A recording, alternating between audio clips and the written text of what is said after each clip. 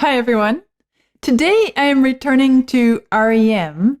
It's been a while since I listened to them. My first introduction to that group was Losing My Religion back in 2023. It feels like forever ago, right?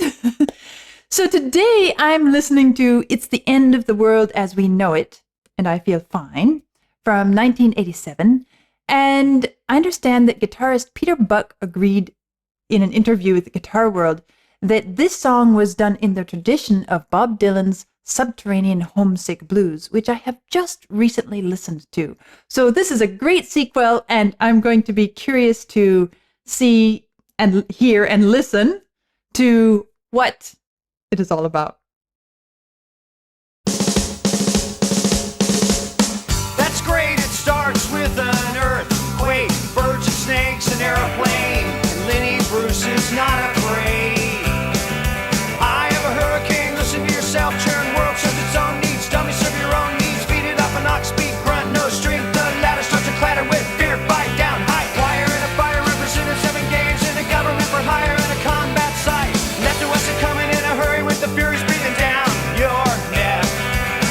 Okay, so first thought as I hear this starting off. Okay, sure, the drums at the beginning, fine. The voice when it comes in, so energized and alive. It's like the voice itself is, I don't know, shall I say electrified? There is such a vibrancy in the delivery of this song. Even though it's not really heavy, aggressive, powerful sounding style, it's the type of delivery that makes me want to sit on the edge of my seat and be, and what's next? What's next? What's next? What's next? And it has to do with less the music, more the way the voice is handling the music. It's really great. That's great, it starts with an earthquake, birds and snakes, an airplane, and Lenny Bruce is not afraid. I have a hurricane, listen to yourself, churn world serves its own needs, dummy serve your own needs, beat it up an ox, beat, grunt, no strength, the ladder starts to clatter with fear, bite down, high wire and a fire, represented 7 games in a government for hire and a combat. And I like the point at which the guitar enters in as well. Wire and a fire. It's as if the voice has set us up with this blistering urgency, vibrancy, energy, and then before we feel that start to fade, because if we have one instrument continuing on, whether it's voice or anything else, there comes a point at which, he's got to catch his breath or something. And there's going to be a sort of breathing point. But in order to keep this excitement going, the entry of the guitar comes in with yet another layer. I guess I have to say that I'm really impressed with the balance and the coordination of this opening, at least the opening part of this piece of music. Its own needs, dummy serve your own needs, beat it up an ox, beat, grunt, no strength, the ladder starts to clatter with fear, bite down, high wire and a fire, represented 7 games in a government for hire and a combat site, left to us are coming in. Okay, what am I talking about when I talk about the delivery of the music? Because, okay, yes, it's rapid fire, throwing out the lyrics very quickly at a rapid pace. I want to say anyone can do that. Maybe not anyone, but most anyone with a bit of practice can do that. When I talk about the delivery, I'm talking about the tone and the energy within the voice itself. Not the speed at which he's singing, not the rhythm of the words of the music. I'm talking about the vibrancy within the voice itself, and the particular points at which he uses his voice to kind of supercharge the energy. It starts out great. That's great. It starts with an earthquake, birds and snakes, an aeroplane, and Lenny Bruce is not afraid. Okay, that's all fine and good. When it really comes in, that kind of kicks up a notch, is when he sings, "Eye of a Hurricane." Listen to how his voice moves through and carries that phrase. Let's see if we can go back and find that. Okay. That's great. It starts with an earthquake, birds and snakes, an airplane, and Lenny Bruce is not afraid. Here we go. Eye of a hurricane, listen to yourself, churn world serves its own. So there is a bit of harmonization happening in that moment, which helps it as well. That's the moment at which we start hearing two voices rather than just one. Snakes, an airplane, and Lenny Bruce is not afraid. Eye of a hurricane, listen to yourself, churn world. But the way he sings, "Eye of a hurricane, listen to yourself turn," the way he launches us into that, just the slight bend, the attack, all of those little details, just make it sizzle, make it sparkle. It feels like the sort of, wet fingertip on a hot iron sort of sizzle. Now, that is where the voice gives it. But we hear the same thing happening a few lines later with the guitar when it comes in on Wire in a Fire. So keep this entry in mind, this vocal entry right here. It's not afraid. Eye of a hurricane, listen to yourself, churn world serves its own needs. Dummy, serve your own needs. He just keeps it going, keeps it going. No strength, the ladder starts to clatter with fear, bite down, high. Wire in a fire represents right there. Okay, so he doesn't give us a break. He doesn't even catch his breath.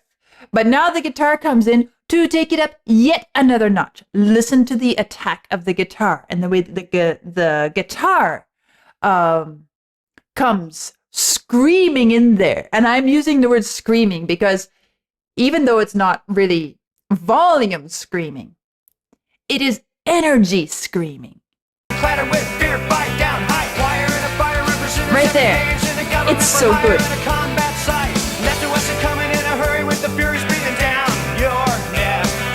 Team by team reporters babble Trump, tethered crop. Look at that, no plane, fine. Then, overflow, population common food, but it'll do. Save yourself, serve yourself, world serves its own needs. Listen to your heart, breathe, dummy with the rapture and the reverend and the right. You patriotic, slam, fight, bright light, feeling pretty sight. It's the end of the world. The whole thing is just so well balanced in terms of volume, balance between instruments, the articulation, the energy of the delivery of each different part, the voice, and the drums. They seem kind of ordinary, but they're doing exactly what they need to do to kind of be the not the engine. I would say it's the turning wheel. It's everything else is propelling it. It's everything else is serving as the rockets that launch this and take it where it goes. The drums are being the constant wheel that is actually the thing that is moving us forward. It's a nice balance of different kinds of motion but even the drums themselves, if they were on their own, you might be like, okay, it's a drum part. But when you listen to it all together, it perfectly allows this space for the instruments and the voice to be so energized, and at the same time gives it kind of the consistency that they need in order to be able to do this. Right, you patriotic, slam, fight, bright light, feeling pretty sight. It's the end of the world as we know it. It's the end of the world as we know it. It's the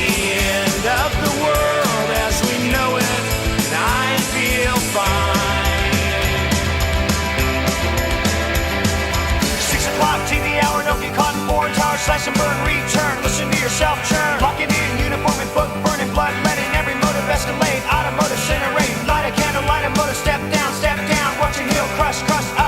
This means no fear. Cavalier, renegade, steer clear. A tournament of lies. Offer me solutions, offer me alternatives, and I decline. It's the end of the world as we know it. Somehow this line, it's the end of the world as we know it, it becomes so lyrical. But it doesn't lose its energy. And there's something about this. Okay, yes, I hear the connections with Bob Dylan and Subterranean Homesick Blues. Even in the video clip, some of the scenes, like the boy, one thing after the next, showing it to the camera. In a way, I feel like that might even have been inspired by the video clip to Subterranean Homesick Blues. Can't say for sure, but I feel like there must be some connection there. I'm also noticing kind of a common ground, some link between something like this and Pink Floyd's The Wall. Both musical and in the video clip. Let's talk about the musical link that I feel, because obviously it's not the same style of rock music, is it? It's a whole different style. But I guess maybe I would say it's more lyrically that I feel there's a connection. Topically, content-wise. 6 o'clock, TV hour. Don't get caught in foreign tower. Slash and burn, return. Listen to yourself churn. Lock him in uniform and book burning. Bloodletting. Every motive escalate. Automotive incinerate. You gotta love the rhythm of these words and the way they just flow, as well as what they are, the message they are conveying. But I feel like this message has a lot in common with something like the topics, at least the inspiration behind Pink Floyd's The Wall. There is this idea of the world's in trouble, the world's messed up, and we are messed up.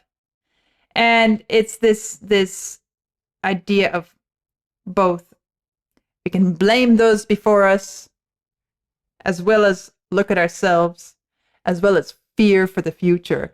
And I know I'm putting in really general terms. And if I keep it this general, you can put a whole lot of music in this category, right? But I think that you can sort of understand why I feel there's a connection. If you start thinking about what is the message and what is the setting of Pink Floyd's The Wall, and then what do we see here and what do we hear here? And even in the video clip, as I said, visually, the young boy and the pictures that he's showing and the items that he's showing to the camera, again, it's kind of similar to something like Pink Floyd's The Wall. So there is a lot of, let me just say this. I see, again, the cross-pollination, the inspiration of one to the next across subgenres, across artists and bands and groups. And it's evident here. But at the same time, this doesn't feel to me like a rehash or a copy or kind of a borrowing without its own artistic value. To me, when I listen to this,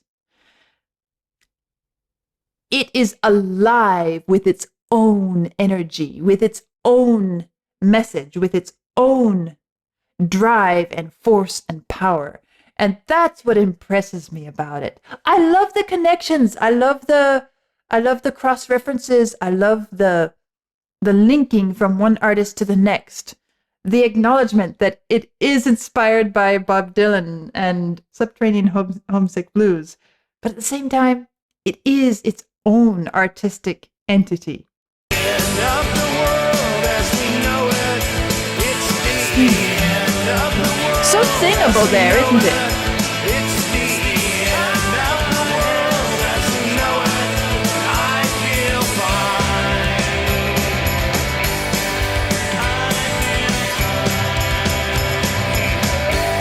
The drums are really, really driving it here.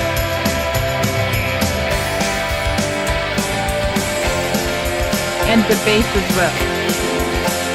It's the end of Interesting, I hear some piano.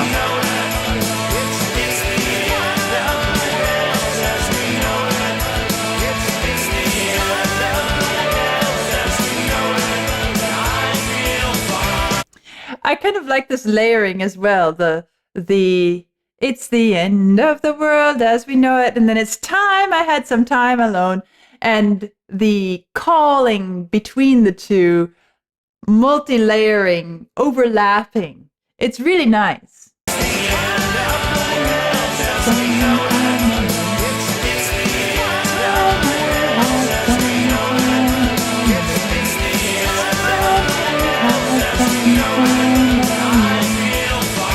Both parts are very lyrical and melodic, aren't they? The other night I drifted nice, continental drifted by mountain. Now we're back to in a light, Leonard Bernstein, Leonard Brasnap, Lenny Leonard Bernstein. Birthday party, cheesecake, jelly bean, boom, symbiotic, patriotic, slam, button, nap, right? Right. It's the end of the world as we know it. It's the end of the world as we know it. Okay, can't help but notice something like a reference to Leonard Bernstein, and then in the video clip, we see the boy conducting an imaginary orchestra. Slam, button, nap, right? Right. It's the end of the world as we know it. It's the end of the world as we know it. It's the end of the world as we know it. I feel fine.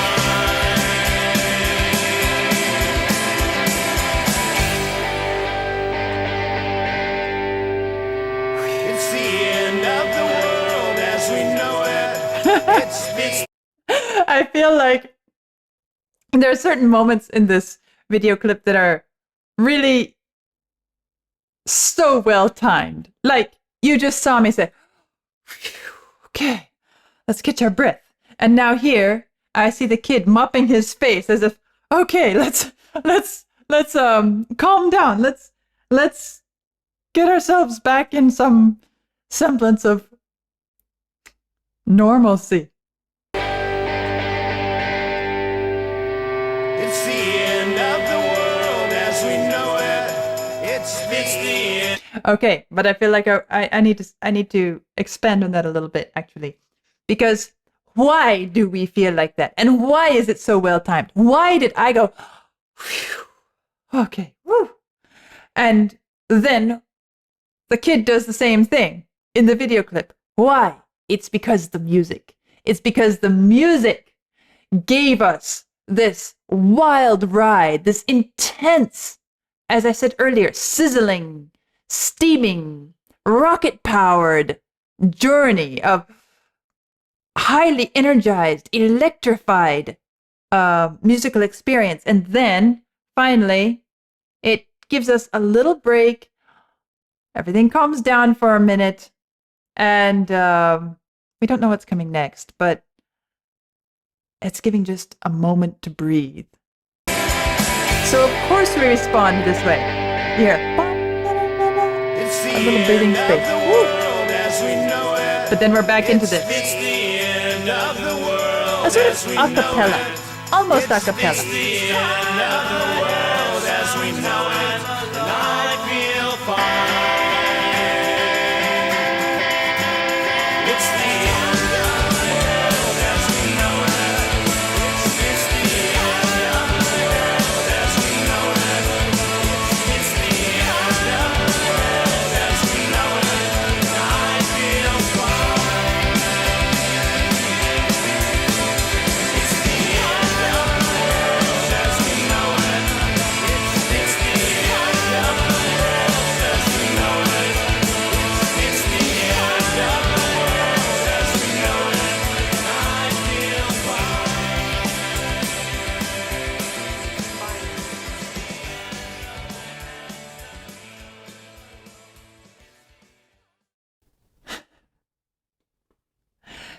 I have to say, I like it.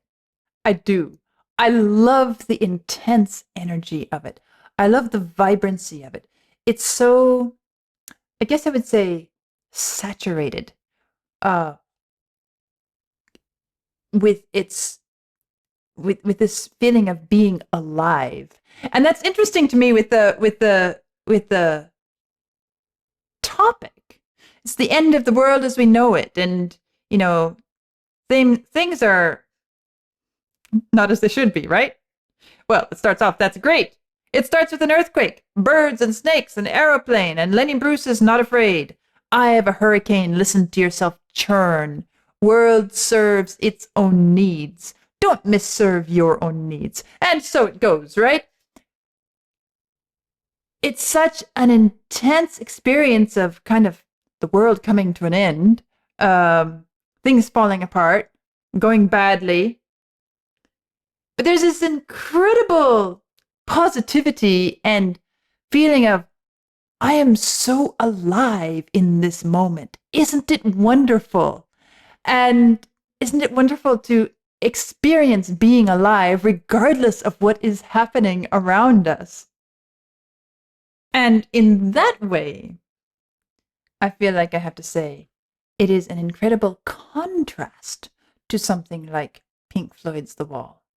Because you see the attitude of the kid in this video clip, very different from what we experience in the Pink Floyd works, right? It's here, he's free, he's a kid, he's in this chaos, and he's got these negative parts of his experience. He's digging through things that are memories, and you feel like it's part of his past. But at the end, you see him practicing his skateboard moves, right?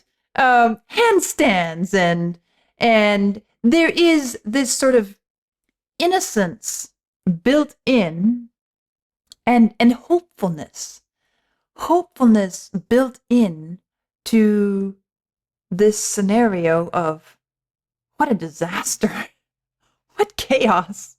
But here we are. We're alive, we're youthful, we're hopeful, and we feel full of positive energy, which means there's hope for the future. And I like that, especially to all of you who feel concerned about the state of the world today, to think about this. What is it to be alive in this moment and to feel alive? That is our hope for the future, isn't it? And I feel like this piece really captures that quality, that state, that, shall I say, that vibe. And I think that's why I like it. I think that's why, even though it's not really the type of rock music that I typically find myself gravitating towards, right from the start, oh, the energy, the vibrancy, it caught me and it kept me. And when I got to the end, I like it.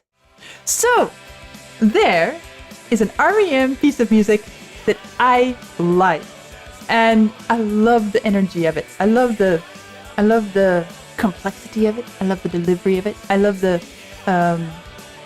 layering, both message-wise and musically. So a really fun listening experience, and I'll see you soon.